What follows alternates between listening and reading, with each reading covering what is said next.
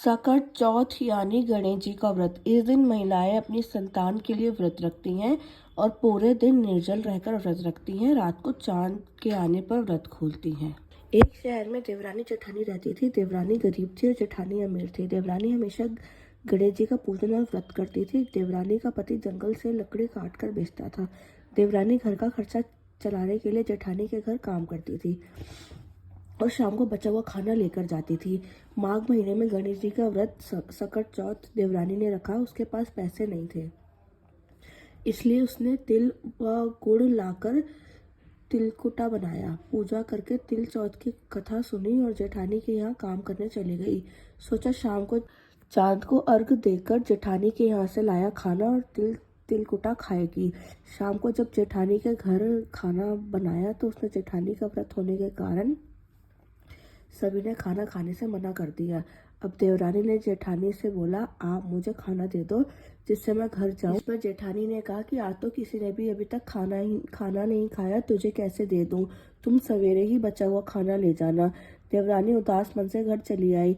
देवरानी के घर पति बच्चे सब आस लगाए बैठे थे कि आज तो त्योहार है, इसलिए कुछ पकवान आदि खाने को मिलेगा। लेकिन जब बच्चों को पता लगा कि आज तो रोटी भी नहीं मिलेगी तो बच्चे रोने लगे। उसका पति भी बहुत क्रोधित हो गया और कहने लगा कि दिन भर काम करने के बाद भी वह 2 रोटियां नहीं ला सकती।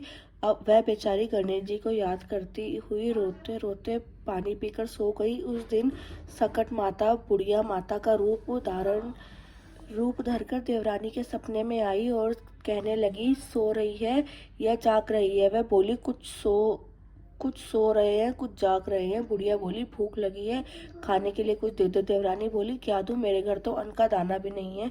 जेठानी बचा कुचा खाना देती थी, आज वो भी नहीं मिला। पूजा का बचा हुआ तिलकुटा छीके में पड़ा है, वही खा लो। सकट माता ने तिलकुटा खाया और उसके बाद कहने लगी, निमटाई लगी है, कहाँ निमटे?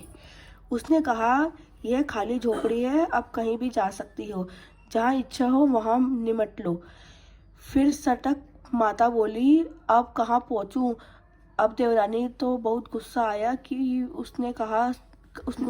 कि उन्हें कब से परेशान किया जा रहा है। सो बोली कि मेरी साड़ी से पोंछ लो। देवरानी जब सुबह उठी तो यह देखकर हैरान रह गई कि पूरा घर हीरे और मोती से जगमगा उठा है।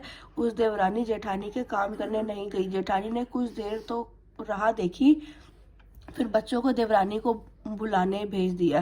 जेठानी ने सोचा, कल खाना नहीं दिया था इसलिए शायद देवरानी बुरा मान गई होगी।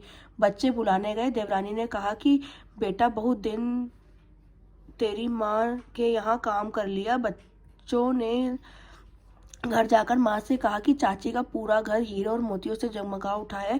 जेठानी दौड़कर देवरानी के पास आई और पूछा कि यह सब कैसे हो गया।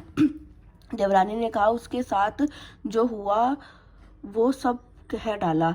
उसने भी वैसे ही करने की सोची। उसने भी सकट चौथ के दिन तिलकुटा बनाया। रात को सकट माता उसके भी सपने में आई और बोली, भूख लगी है, मैं क्या खाऊं? जेठानी ने कहा कि आपके लिए छीके में रखा है, फल और मेवे भी रखे हैं, जो चाहे खा लो। सकट माता बोली, अब निपटने कहाँ?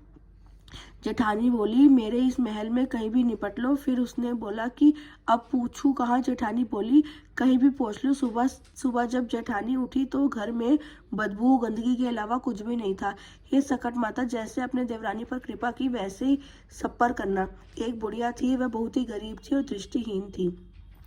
उसके एक बेटा और बहू थे। वह बुढ़िया सदैव गणेश जी की पूजा किया करती थी। एक दिन गणेश जी प्रकट होकर उस बुढ़िया से बोले, बुढ़िया माँ, तू जो चाहे सो मांग ले।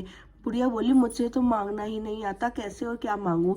तब गणेश जी बोले, अपने बहू बेटे से पूछकर मांग ले। तब बुढ़िया ने अपने बेटे से कहा, गणेश जी कहते हैं तू मांग ले, बता मैं क्या मांगू? पुत्र ने कहा, माँ तू धन मांग ले। बहू से पूछा तो बहू ने कहा, नाती मांग ले। तब बुढ़िया ने सोचा कि यह अपने अपने मतलब की बात कह रहे हैं। अतः उस बुढ़िया ने पड़ोसन से पूछा, तो बुढ़िया, तू तो थोड़े दिन जिएगी, तू क्यों धन मांगे और नाती मांगे? तू तो अपनी आंखों की रोशनी मांग ले, जिससे तेरी जिंदगी आराम से कट जाए। इस पर बुढ़िया बोली, यदि आप प्रसन्न हैं तो मुझे 9 करोड़ की माया दे, निरोगी काया दे अमर सुहाग दे, आंखों की रोशनी दे, नाती दे, पोते दे और सब परिवार को सुख दे और अंत में मोक्ष दे। यह सुनकर तब गणेश जी बोले, बुढ़िया माँ, तूने तो मुझे ठग लिया। फिर भी जो तूने मांगा है वचन के अनुसार सब सब तुझे मिलेगा। यह कहकर गणेश जी अंतर ध्यान हो गए। अगर बुढ़िया माँ ने जो कुछ मांगा वह सब कुछ मिल गया है गणेश जी महाराज। जैसे तुमने उस बुढ़िया माँ को सब कुछ दिया वैसे ही सबको देना।